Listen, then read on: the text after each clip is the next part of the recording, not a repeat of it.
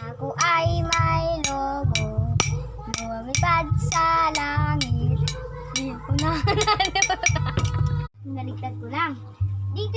Dito talaga maano ang inyong bulate. Yan. Are ang papuntang bunganga ninyo. Are ang papuntang utak. O. Yan. Diyan siya napunta hanggang palusot doon sa bulate. Kaya mang-aari kayong mamatay ng 3 hours.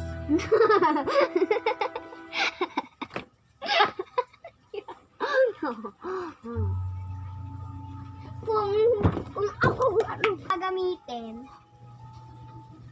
bahala na kayo. Kung hindi nyo to gagamitin, itong gamot, itry nyo na.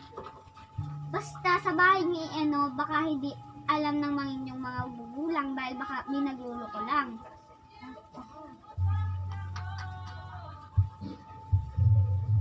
Wow!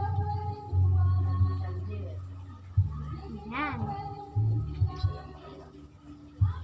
9% yan. Ibig sabihin, lakad niya ay 9. Yan ang lakad niya. Pwede na kayong 9 o kaya 10. Yan, dyan na siya kakalat. Kung kuwan lang, hindi siya makakapunta sa utak at ang bulatin nyo ay kakalat lang.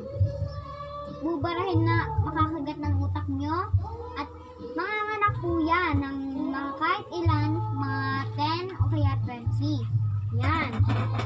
Tulad po ng malaki, magpupuntahan na po yan dito sa tip niya. Kung kayo kumain na ng ng kinakain. Yan, hanggang sa maluwa nyo. Ayun na po. Ganyan na po kahaba. Kung ganyan na, kung matagal na po siyang may ari na po ang maaring ubis niya. Magagalit po kayo sa inyong sarili. Ganyan na po yun. Kung ganyan po yung anak niya, at least may bumis pa po dyan. Kung hinahanap